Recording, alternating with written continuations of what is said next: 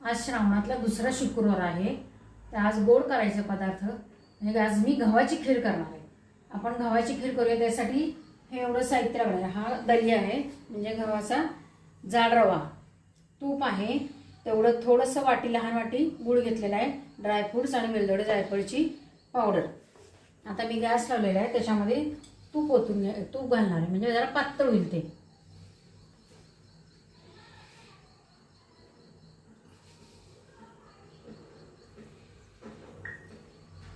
सुरुवातीला ड्रायफ्रुट्स जरा मी परतून घेणार आहे, त्याच्यात कुरकुरीत करून घेऊ जरा असे ते।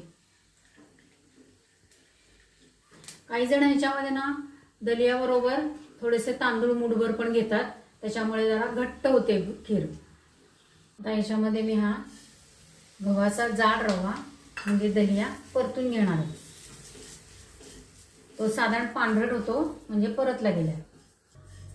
आता बघा हे पांढरे दाणे सगळे ते पांढरे दिसत आहेत, याचा अर्थ तो भाजला गेलेला आहे। खमंग वास असा येतोय छान तुपाचा, त्याला हलवलेला आहे।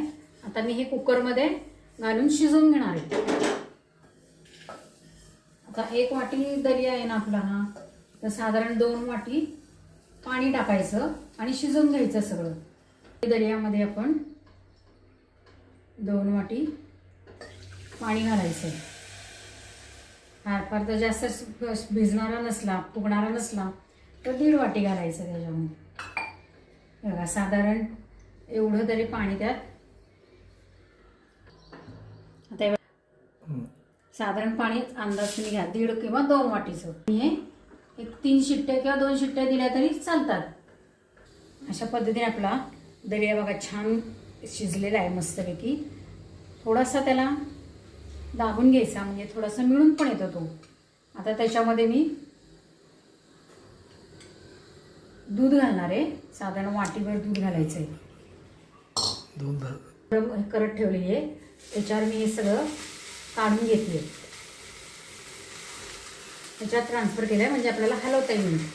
थोडंसं पाणी घालून घ्यायचं म्हणजे पातळ गेलं करपणार नाही आहे ते। त्याच्यामध्ये मी ड्रायफ्रुट्स घालणार आहे सगळे आणि वेलदोडे जायफळची पावडर घालायची आहे आणि थोडंसं उकळी द्यायची त्याला। तयार झालेली आहे, गॅस घालवते आहे। आता आपल्याला देवाला नैवेद्य दाखवायचा आहे ना, त्यामुळे मी थोडी बाजूला काढून घेते।